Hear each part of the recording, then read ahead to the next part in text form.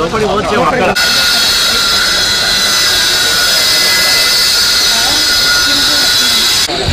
ఇగో గణేశనా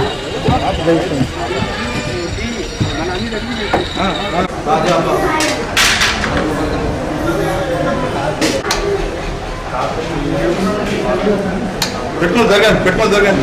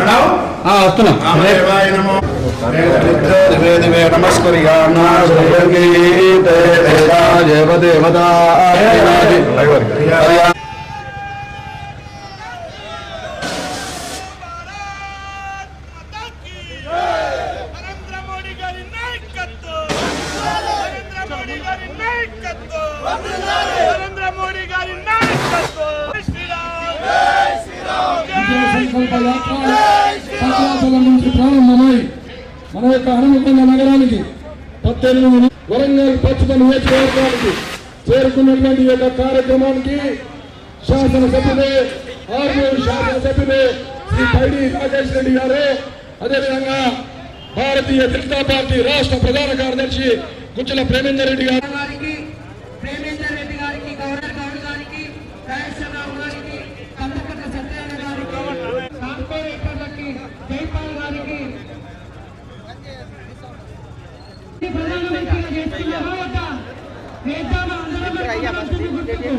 మరి మూడోసారి ప్రధానమంత్రిని చేద్దామనే ఉద్దేశంతోనే ఈ రోజు విజయ సంకల్ప సభయాత్ర ఇక్కడికి వచ్చింది. మరి మనందరం మనకు భవిష్యత్తు ఉంటుంది. ఇన్ని అభివృద్ధి చేసిండు, ఇంకా అభివృద్ధి కావాలంటే భారతీయ జనతా పార్టీ నేను చెప్పిన నినాదాలు చెప్పండి. భారత్ మాతాకి కమలం పువ్వు గుర్తుకే, కమలం పువ్వు గుర్తుకే. ధన్యవాదాలు తెలియజేస్తూ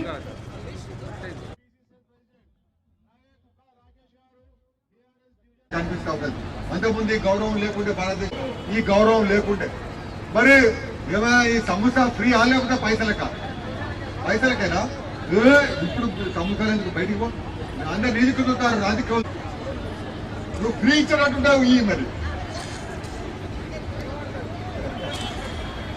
సోదరి బల్లారా, మళ్ళీ ఒకసారి మీ అందరితో కూడా మీరందరూ ఓట్లయితే ఇప్పుడు ఇక్కడ 4 కార్పొరేటర్లు మహిళలు 1 2 ఇంకిద్దరేరి ఉన్నాడు, ఒక ఇద్దరు వాళ్ళను తీసుకురావడానికి బొట్టు పెట్టి మంగళారతి పట్టి తీసుకురావడానికి పోయింది.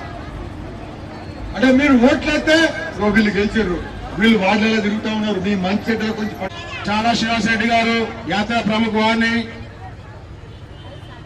ప్రసాద్ గారిని వీరందరినీ దయచేసి వేదికపైకి ఆహ్వానిస్తున్నాం. అందరు రాగలరు. కాకతీయ భద్రకాళి క్లస్టర్లో విజయ సంకల్ప యాత్ర చివరి రోజులో భాగంగా వరంగల్లో జరిగే ఈ సమావేశము, ఈ సభకు వేలాదిగా విచ్చేసిన ప్రజలకు అఖండ స్వాగతం పలికిన ప్రజలందరికీ ధన్యవాదాలు తెలుపుకుంటూ, ఈరోజు రాబో పార్లమెంట్ ఎలక్షన్లో ప్రజలకు ఈరోజు భారతీయ జనతా పార్టీ ఎందుకు అవసరం, 60 సంవత్సరాల అభివృద్ధి ఒకవైపు, దానికన్నా మూడింతల అభివృద్ధి ప్రధానమంత్రి నరేంద్ర మోడీ గారు చేసిన 10 సంవత్సరాల అభివృద్ధి ఒకవైపు, అవినీతి తప్ప అభివృద్ధి లేని కాంగ్రెస్ ఒకప్పుడు, అభివృద్ధి తప్ప అవినీతి మచ్చలేని నాయకత్వం ఒకవైపు. కాబట్టి ప్రజలందరికీ ఏమైతే అభివృద్ధి పథకాలు జరుగుతున్నాయి, ఆయుష్మాన్ భారత్ కావచ్చు, ఉచిత బియ్యం కావచ్చు, ఉజ్వల గ్యాస్ సిలిండర్లు కావచ్చు, ఆడబిడ్డలకు మరుగుదొడ్లు కావచ్చు, జన్ధన్ ఖాతాలు కావచ్చు, ముద్రా లోన్స్ కావచ్చు, విశ్వకర్మ యోజన కావచ్చు, ప్రధానమంత్రి ఆవాస్ యోజన కింద 4 కోట్ల గృహాలు కావచ్చు, వందే భారత్ ట్రైన్లు కావచ్చు, విదేశీ ఎగుమతులు కావచ్చు, విదేశీ పెట్టుబడులు కావచ్చు, ఈ దేశంలో పెరిగిన ఇన్ఫ్రా, రోడ్లు, రైలు మార్గాలు, రోడ్డు మార్గాలు, సముద్ర మార్గాలు, ఇవన్నీ అభివృద్ధి పథకం 10 సంవత్సరాలు చేసిన తర్వాత ఈ అభివృద్ధి ఆగిపోకూడదంటే మూడోసారి మళ్ళీ భారతీయ జనతా పార్టీ అధికారంలో రావడం అత్యవసరం. అదే కాకుండా ఈరోజు ప్రపంచమంతా అల్లకల్లోలమైన పరిస్థితి ఉంది. ప్రపంచం కూడా భారతదేశం కన్నా ఎక్కువ 200 దేశాలు మన ప్రియతమ ప్రధానమంత్రి నరేంద్ర మోడీ గారి నాయకత్వం, ప్రపంచంలో వాళ్ళ నేతృత్వం కోరుకుంటారు. కాబట్టి ఈరోజు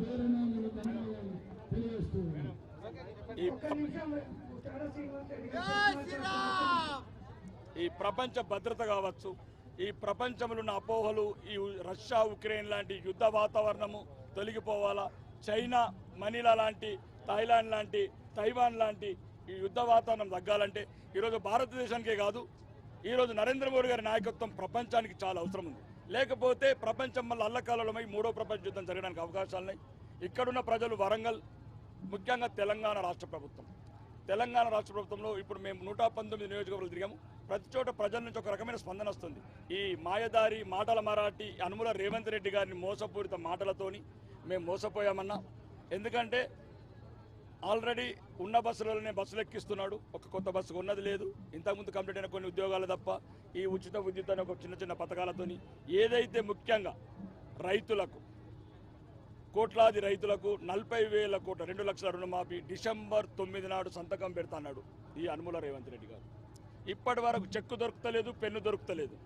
రెండోది ఆడబిడ్డలకు 2,500 మహాలక్ష్మి స్కీమ్, అది కూడా అంతే. ఇప్పటి వరకు ఆ లోకంలో లేడు.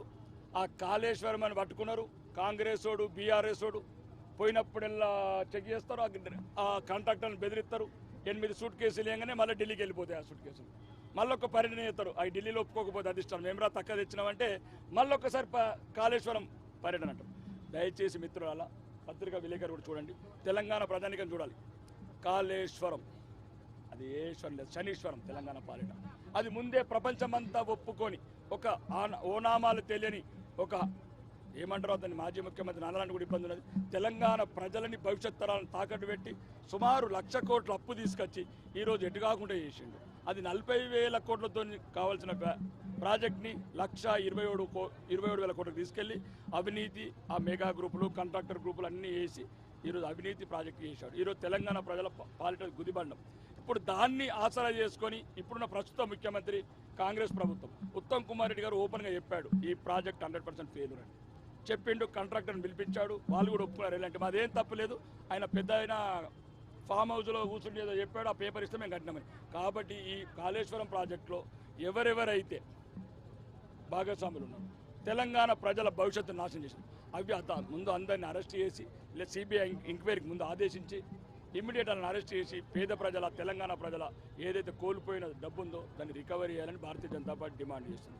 ముఖ్యంగా ఈ రేవంత్ రెడ్డి గారు తన స్థాయికి మించి మాట్లాడుతున్నాడు. ఈ మధ్యన కేరళకి వెళ్ళి నిన్న ప్రధానమంత్రి మీద యుద్ధం చేస్తారట.